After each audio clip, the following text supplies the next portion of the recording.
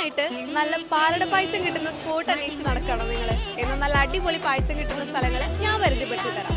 നമ്മുടെ first spot വരുന്നത് കണ്ണൻ സ്വാമി Krishna catering service ആണ്. ഇവിടെ പാലട പായസം മാത്രമല്ല, അടപ്രഥമനും പഴപ്രഥമനും ഒക്കെ ഇവിടുത്തെ സ്പെഷ്യലാണ്.